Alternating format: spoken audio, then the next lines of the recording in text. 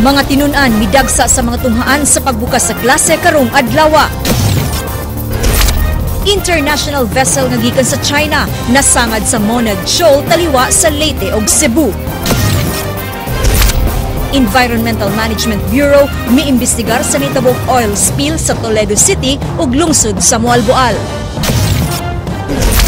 Iladong drug lord sa Subo nga si Jaguar giawhag sa kapulisan sa pag-surrender.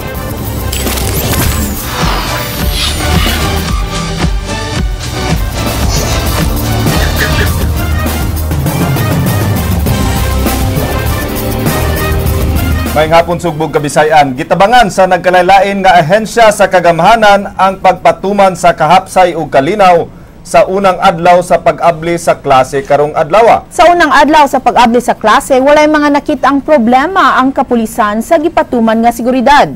Kini giaksyonan ni Ray Pasaporte. Bisan og sa miaging buwan pa nagsugod ang enrollment, padayon gihapon dawaton sa mga eskwelahan ang mga estudyante nga magpa-enroll gikan sa kindergarten hangtod senior high school. Ang Department of Education Region 7 mimando nga dawaton ang magpa-enroll hangtod Hunyo 30. Pero ang kato nga mga late nga mga bata, of course, hatagan dito sila mga makeup activities para sa mga teachers kay magsugod naman jud ta. First day is lesson 1 man jud dito. Gibana-bana nga musaka ang gidaghanon sa mga estudyante tungod sa pag-extend sa enrollment hangtod sa katapusang adlaw karong buwana. Sa Region 7 niabot na sa 600,000 ngadto sa 700,000 ang estudyante sa high school nga adunay 84,000 sa mga senior high school. Niabot usab og 1.1 million ang elementary samtang kapin sa 200,000 ang na-enroll sa kindergarten. Problema karon sa DepEd ang kakuwang sa classroom sa tibok rehiyon. Adunay mga school buildings nga gitrabaho apan gikatakda kini nga mahuman karon pang Oktubre. 50% sa gikatahong school buildings mahimo na nga maklasihan. Right now nga itong mga school heads, mga school principals, school superintendent, doon na sila plan B. Kay amo mo kung gitanaw itong pagbrigada eskwela, tanaw na mo itong mga ongoing construction sa school building, na iuban 90%, na iuban 80%, wag yun magpareha kay galanlain mga contractor. But actually, nga to apod nga mga schools are being urged to have their catch-up plan if in case mugawas nga ang construction di pagyod by the start of the classes dili pagyod siya magamit because maybe na pay ginagmay or final touches sa mga construction because we cannot also sacrifice the safety of our students nga magamito na to dritso nya wa pa ma-clearing bitaw ang bagong newly constructed building. So do not put mga catch-up plans sa ato ang mga divisions and the schools whenever in the start of the day dili pagyud siya magamit klaro gid siya nga magamit doon na sila other rooms nga kabutangan sa maong mga pandigid sila ma-left out nga wala sila classroom. So Alang sa Aksyon Bisaya, Ray Pasaporte, News 5. Kapin 2 milyon ka mga estudyante sa public school ang na-enroll karon nga school year. Apil niini ang 84,000 nga na-enroll sa bag-o nga senior high school. Kinigaksyonan ni Edwin Cañete. Hugot kang gibantayan ang mga estudyante sa pagsugod sa klase karong adlaw. Bisan sa ilang paglabang sa kalsada, adunay mga sakop sa Highway Patrol Group, mga traffic enforcers o mga barangay tanod nga naggiya o nagbantay kanila. Sila si P.O.T. Renato Humawan ang nagbantay sa mga estudyante sa Lahog Elementary School. Nagpasalamat kini nga walay problema nga nasugatan ang mga ginikanan sa paghatod sa ilang mga anak. Super hapsay ban. Hapsay, why problema nasugatan? Wala gyud wala. Ang school principal sa Lahog nga si Helen Istokuning nagkanayon nga padayon gihapon sila nga mudawat yatong wala pa ma-enroll. Matudiya, automatic kini nilang gi-enroll sa sunod nga grado. Ang ilang giatiman karon ang mga mibalhin gikan sa laing mga eskwelahan. Problema sa atong grades 2 up to grade 6 kay they are all automatically enrolled. So meaning to say, kung diri lang sila sa Lahog Elementary School, automatic na sila kay na sila tentative list of enrollment nga naka-post diha sa tagsa-tagsa ka mga classrooms. Usa sa gipangandaman karon ni Stokoning mao ang pagsugod sa senior high school nga iyang napalantawan nga mudagsa gyud ini ang mga tinun-an. Project nga tukuron in preparation for the senior high school. Gihulagway usab ni PRO7 Director Patrocinio Cominador nga hapsay og malinaw ang kinatibuk-ang rehiyon sa unang adlaw sa pag-abli sa klase. So far, mo tayo darawat mga balita nga toward incidents and we have already deployed our police forces dito sa mga eskwelahan. This will be a sustained program to maintain peace and order in respective schools. Gipakita sa mga tinunan o mga magtutudlo sa Lahog Elementary School ang ilang pag-exercise pinaagi sa pagsayaw. Unang adlaw karon sa balik eskwela. Alang sa Aksyon Bisaya, Ed Cañete, News 5. Mga pulis na nayaw sa iyo kaganihang buntag alang sa pagsugat sa mga estudyante sa unang adlaw sa klase. Kinigiaksyonan ni Crizia Lucero. Mga sakop sa Nicolas Police Station adunay gihimo nga pakulo atol sa pag-abli sa klase pasado alas 6 sa iyo kaganihang buntag. Ang mga pulis nga mitawag sa ilang sayaw nga Running Man mipahigayon niini sa Cebu City Don Carlos Gothong National High School sa barangay San Nicolas proper.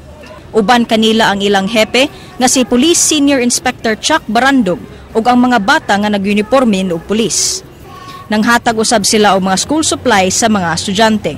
Matag tuig na kinigihimo sa hepe sa San Nicolas Police Station aron pag-encourage sa mga tinun-an o pagpatuman usab sa seguridad atol sa pagbukas sa klase. Gahatag tag mga school supplies, no? Although it's not complete but it's assorted school supplies nato and set na ni siya na papel, na ballpen, na lapis. This is the effort of our personnel, no? Mga ginagmay nga contributions from our personnel. Pahugtan usab ni Barandog ang seguridad sa mga estudyante nga hilabi na sa niadtong na-enroll sa Night High School. We will strictly implement curfews and other city ordinances, no? We will review all the city ordinances in relation to what the order of the incoming president. Then we will strictly implement that. Then also natay 24 hours nga rubing our mobile patrol in this school. So from time to time musulod sila sa AOR in the school for visibility purposes, especially during night time for night high schools. Si Ma'am Maria Victoria Monteclaro mapasalamaton gumikan sa presensya sa mga pulis. Lipay mi kay naagyo naka-protection sa mga bata and sa mga estudyante o sa mga maestra, especially sa pagkuan sa among eskwelahan. Si Nanay Mercedes, excited nga gikuyugan ang iyang anak aron sa pagpangita sa classroom niini. For safety. Para makaibok kita yung maestra. Then, unsa oras siya muuli, unsa siya balikon kwaon. Alang sa Aksyon Bisaya, Crizia Lucero, News 5. Hugot nga gibantayan sa DTI ang presyo sa mga school supplies sa rehiyon. Ilang gipakatap ang ilang mga sakop sa kalungsuran aron sa pagpaniid kung nasubay ba ang presyo sa gimando nga suggested retail price. Kinigaksyonan ni Ray Pasaporte. Matud sa DTI, stable ang presyo sa tanang school supplies human gisunod sa mga retailers ang suggested retail price nga gipatuman niadtong Mayo 17. Hinuon adunay pipila niini nga mulabaw o mumenos og peso gikan sa suggested retail price nga magdepende usab sa klase sama sa crayons. Matud sa DTI, duna sa school supplies nga misaka ang presyo gikan sa peso hangtod 6 pesos sama sa writing og spiral notebooks. Usa sa ilang gihugtan sa pagbantay sa presyo sa mga malls, din kasagaran mamalit ang mga ginikanan.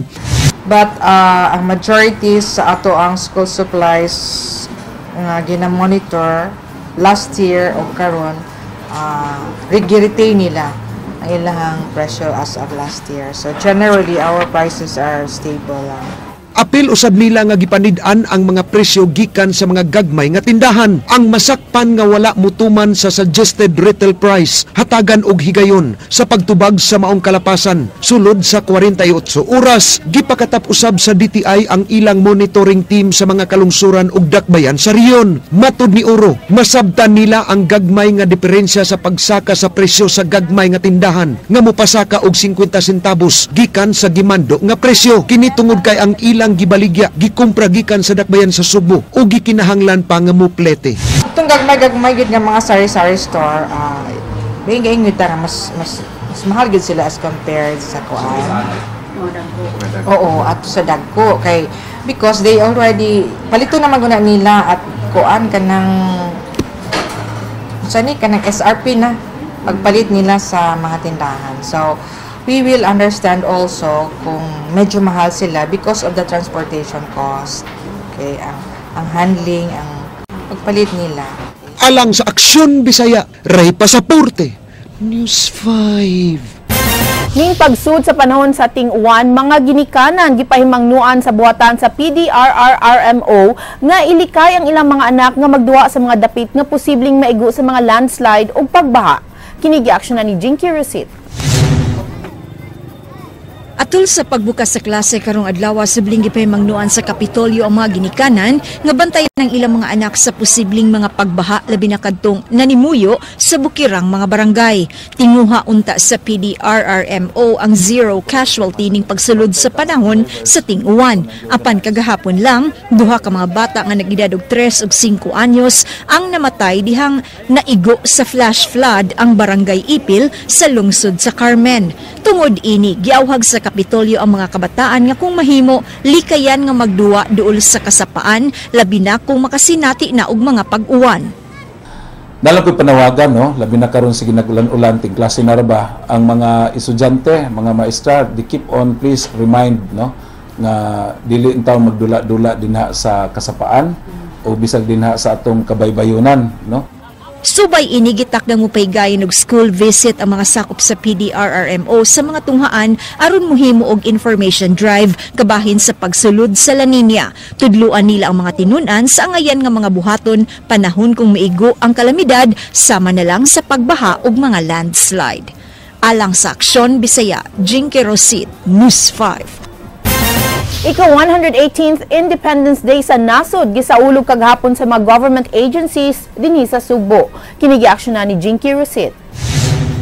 Kagahapon gisaulog ang ika-118 katuig nga Independence Day celebration sa dakbayan sa Sugbo ug ubang mga kasikbit nga mga syudad ug kalungsuran. Ang City Hall, Provincial Capital, Central Command ug Philippine National Police mipaygayon og flag raising ceremony isip kabahin sa paghandom sa kagawasan sa nasod. Sa Kapitolyo, wa makatambong silang Governor Junjun Davide ug Vice Governor Agnes Magpalet tungod sa mga nahiuna nga appointments nila. Gipaybaw ni Attorney Mark Tolentino nga gamay ra ang mitambong tungod kay natunong sa adlawng Domingo ang naasoy nga selebrasyon.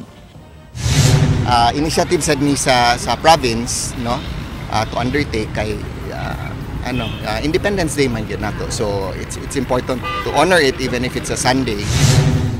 Gipasabot ni Tolentino nga way memorandum nga gipagawas ng Capitol nga nagmando sa tanang empleyado sa pagsalmot sa maong kalihukan. Buot lang sa Kapitolyo nga adunay representante ang matag departamento atol sa flag raising.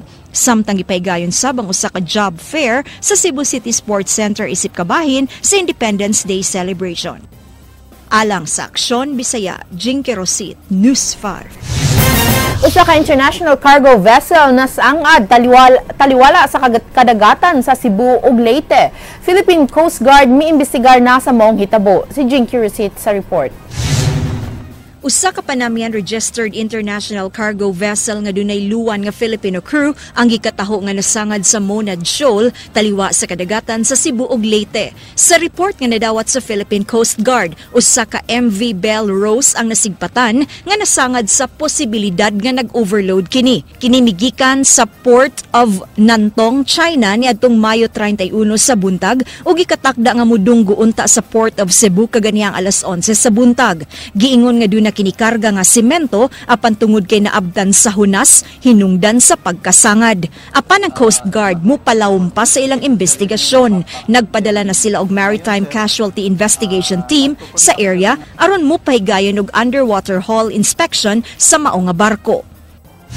So far, as per surface inspection ng personnel natin, ng Coast Guard Substation Hagnaya, personnel natin, wala namang observed na leakage or any oil spill in the vicinity. Giklaro sa Coast Guard nga why oil spill nga nahitabo base sa pagsuhid nila sa kadagatan. Ang Provincial Disaster Risk Reduction and Management Office miingon nga andam sila nga muabag sa ubang ahensya kung kinahanglanon sa dako nila nga operasyon. Karong hapon, laing barko gikan sa lungsod sa San Fernando ang muadto sa area aron mutabang og diskarga sa mga semento aron subling mulutaw ang naasoy nga barko. Una, pagtanaw sa damage kung palitag na adyo emergency dito, ako sa nagingnan kung doon na emergency gyud nga i-lift nato magkanang airlift or air support. So far wala man, no? Simba ko lang na by emergency para makatabang dayon ta. Manin mahibaw-an ni og sa underwater hull inspection, kay inspection man ang hala na og nabay damage, then anha pa ta kuan nga i-require gyud nato sila ma'am og salvage operation. Alang sa Aksyon Bisaya, Jinky Rosit, News 5. Sa mga balita sa gawas sa nasud, 50 katao ang patay samtang kapin 50 ang mga nangaangol sa naitabong pagpamusil sa usa ka gay nightclub sa Orlando, Florida. Ang massacre gihulagway nga pinakagrabeng mass shooting sa kasaysayan sa United States.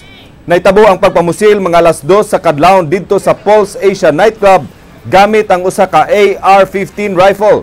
Ang gunman na ilhan nga si Omar Matin, kinsa miangkon kaniadto sa iyang mga schoolmates nga sakop sa Al-Qaeda ug mi-pledge og allegiance sa ISIS. Matud pa sa iyang amahan nga si Mir Siddiq, walay kalabutan sa relihiyon ang nahitabo. Matud sa amahan na suko kini sa iyang nakit-an sa duha ka lalaki nga naghalok sa Miami, Florida. Apan ang iyang asawa nagtuo nga aduna kini mental illness. Usa ka lalaki ang nilabay og hinimo nga bomba sa Pudong Airport sa Shanghai, China. Upat ka mga pasahero ang nangaangol. Ang lalaki nakit-an nga mikuha og botelya sa beer nga dunay sulod nga explosive materials gikan sa iyang bag ug milabay niini sa check-in counter.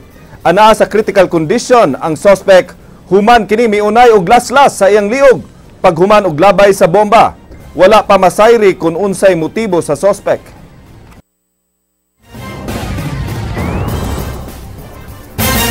Kapitolyo na alarma sa sunod-sunod nga oil spill nga nahitabo sa miaging semana. Mga naapektuhan mao ang sapangdako sa syudad sa Toledo ug ang kadagatan sa Basdiot, Mualboal. Si Jinky Rosit sa detalye. Sa miaging Domingo, ingon ini ang kahimtang sa sapangdako sa Barangay San Isidro sa siyudad sa Toledo.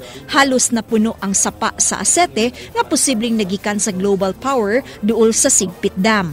Sigun sa Provincial Disaster Risk Reduction and Management Office, posibleng miawas ang punduhanan sa used oil sa mga planta o sa sapa na kini miagi. Matud sa PDRRMO, lagmit manubag ang responsable sa oil spill. I-verify yun nato, ma'am. Kay this is already a violation. Kay nga naman kita am gid sa nag-spill gid ang oil ba. So kinsa may manubag. Samtang niadtong Biyernes lang, laing oil spill ang nahitabo sa kadagatan sa Pescador Island. Ang bunker oil giingong gianod paingon sa white sand sa Basdiot, diin apektuhan ang pipila ka mga divers niadtong tungura.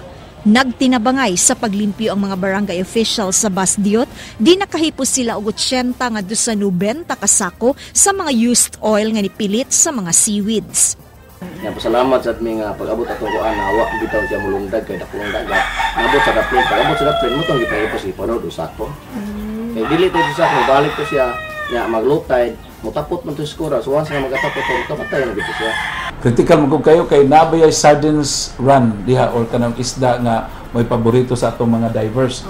Nya ang shoreline nakakuha gihapon ta og atong mga basura, mga lumot nga napuha na nagka sludge.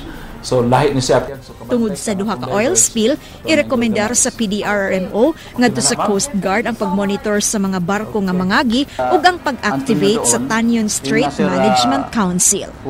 Alang sa aksyon, Bisaya, Jinky Rossi, News 5. Usa ka team gikan sa DENR ang gipadala alang sa pag-imbestigar sa oil spill sa kadagatan sa Moalboal. Si William Cunyado, Director sa Environmental Management Bureau, nagkanayon nga ang investigasyon magsentro sa pag-ila sa responsable sa pagyabot sa oil. Gimanduan ang investigating team sa pagkuha og sample sa oil spill sa panghinaot nga mailhan nila ang nagyabo niini. Ang Environmental Management Bureau igura sa pag-imbestigar alang sa pag-ila sa barko ug ang Coast Guard na maoy mupasaka og kaso. Mahimo usab silang mupasaka og kaso nga kalapasan sa Clean Water Act kung maapektuhan ang panginabuhi sa namuyo daplin sa kadagatan. At wali katong kainom ba ito nag-collide sa kuan sa Talisay. So ang number one na big role dito ang Coast Guard man. Ato ang big role dito is to determine concentration sa fuel. So the role nga mo regulate dito sa kuan kinsay mo bayad sa damages kinsay kuan. So ang Coast Guard mo rin sa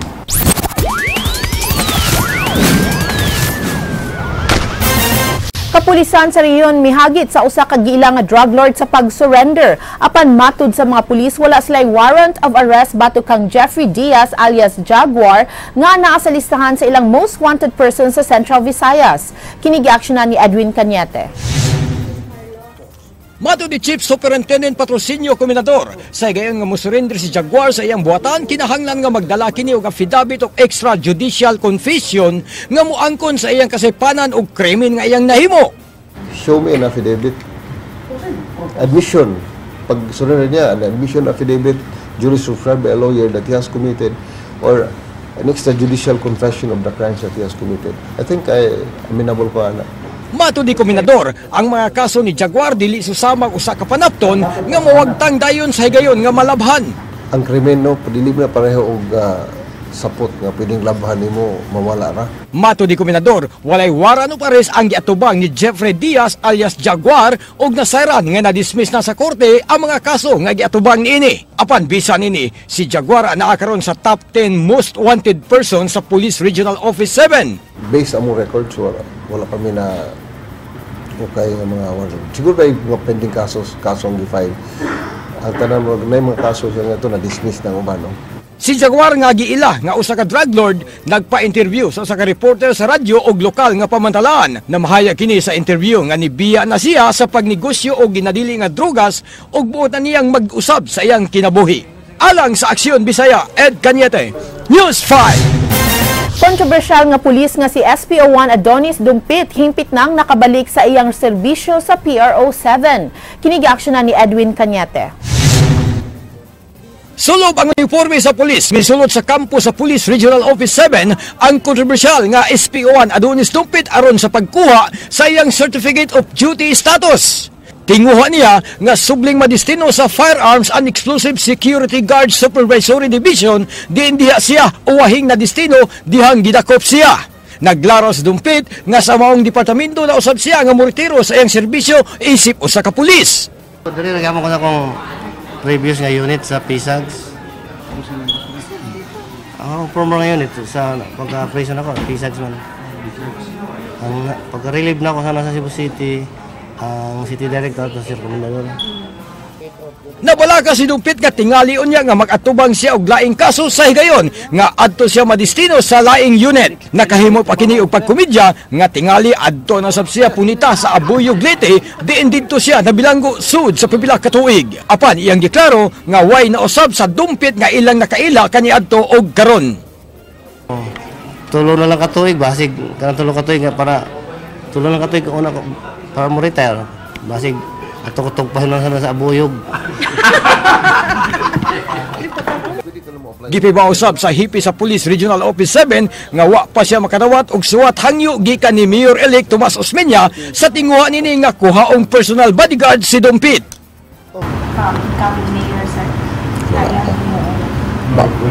Wala pa. Alang sa Aksyon Bisaya, Ed Cañete, News 5.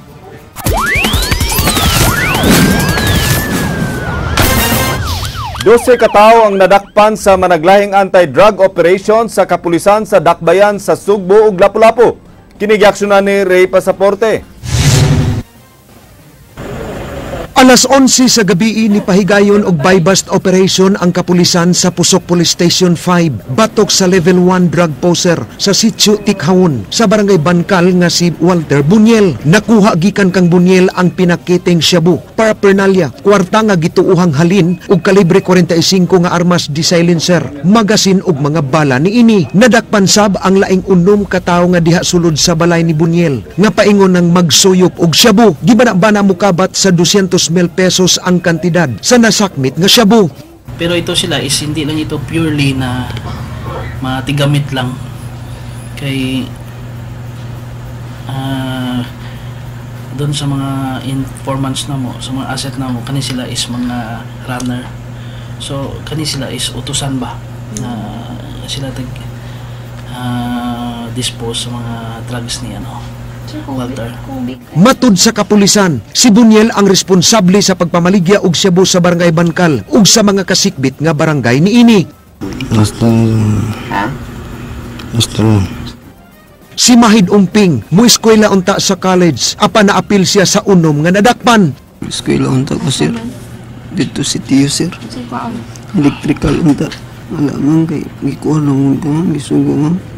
Kasi nagsugo. Tiyo. Imong tiyo? Sa isulti sa imong tiyo. Si utang. Nadakpan usab sa kapulisan sa Parian Police Station kining 5 kalalaki nga naaktuhang nagsuyop og shabu sa balay sa usa ka drug poser sa Sitio Itumyuta sa barangay Loriga, San Miguel. Nakaiskapo ang poser nga nailhan lang sa kapulisan sa ngalan nga Jed. Nakuha ang gagmay nga pinakite sa gituuhang shabu, drug paraphernalia nga naglakip sa timbangan og kwarta nga dulan sa 2,000 pesos. Concerned citizen na nitawag diri sa atong opisina nga on progress dito ang ilang gihimo nga gitawag nga pat session no. So tungod na atong gi-responde sa atong mga operatiba o abtan nito nga nagsuyop gining mga kuan. Ang mga dinakpan himakak nga nagsuyop sulod sa balay sa drug poser. Ang tabang ragwan ba ano? Ako ng tubig sa sugoon. Atau kaligo sa mga bata. Suyop sir. Suyop sir. Ko na sir. Bisita pa sir. Nya. Bisita na Atlanta naman. Matud sa kapulisan, wa sa ilang listahan si Jed ug nagtuo silang bag-o lang kining na maligya og shabu. Alang sa Aksyon Bisaya, Ray Pasaporte, News 5. Tulo ka mga tao ang nadakpan sa mga sakop sa Lapu-Lapu Police atol sa usa ka buy-bust operation. Kini giaksyonan ni Athena Menyoza.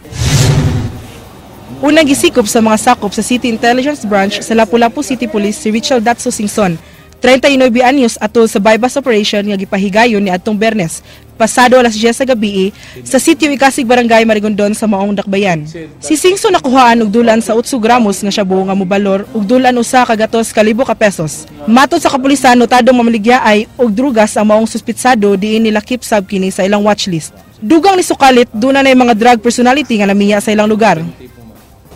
Dito rin siya sa ilang balay ang kinsay mo palit, so naazad siya mga mamaligyan ay mga errand boys nga maoy mo dawat sa kwarta ug mao sa iyang sugoon at the same time siya sa muhatag sa butang.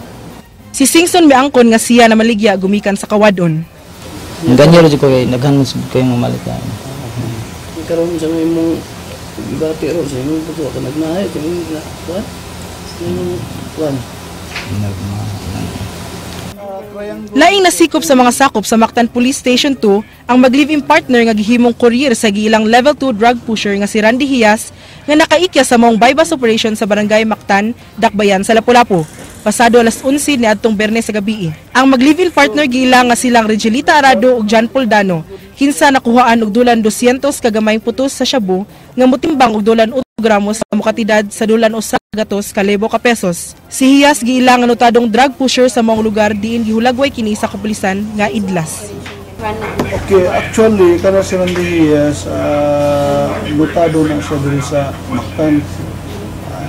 Idlas na gid kaayo. Kani silang mga courier ang dispose ano nila adto sa Pusok, Ihawan. Alang sa Aksyon Bisaya, Athena Bel Caminadi Minyosa, News 5.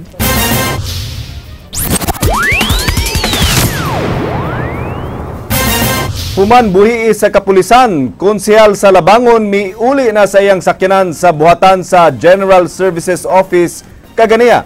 Kinigiaksyonan ni Leslie Caminadi Vistil.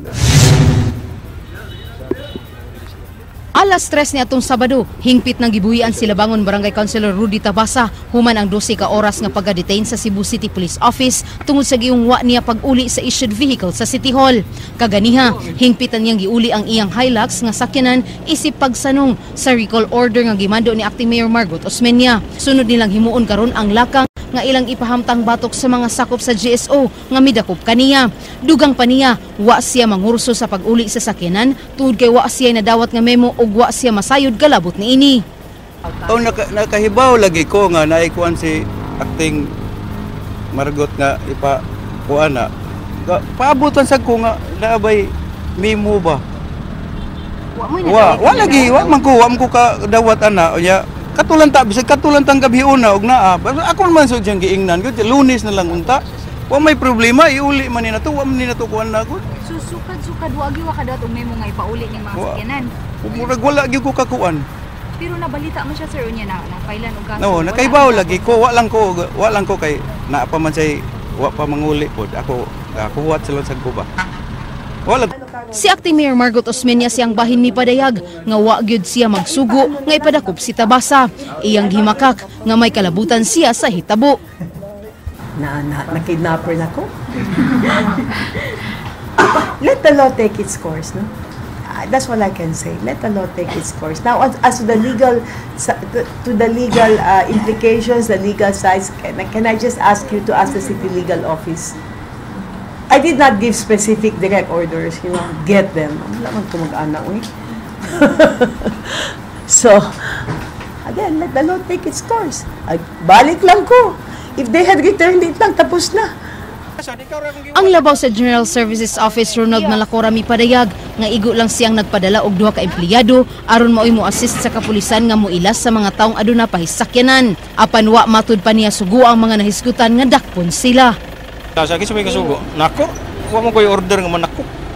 Unsa day mo order nila? Ang ako ang kuana na, ang ako na nabaluan na nga operation ra gana ato ako ron yung mention sa ubang news outlet ba nga sa tawag ini nangayo sila tao nga mao'y moila. So kita may nagkupot sa record, kita ini identify nga mao nang sakinana, mao nang nagunit. So diha ra ta kutob. As to what transpired during the operation, sila na may nakibaw na. Ang abogado na lang may patubagan ninyo bahin na kaya di na ako katubag ng nabita. Alang sa Aksyon Bisaya, Leslie Caminadi Vistil, News 5. Mahukad to mga balita sa Aksyon Bisaya, ako si Glenn Soco. Mga balita nga pundasyon sa ligdo nga opinyon ng konkretong solusyon, ako si Georgia Herrera. Bisan asa, bisan kanusa. Kapatid! Kay nilang kutob sa balita, Aksyon!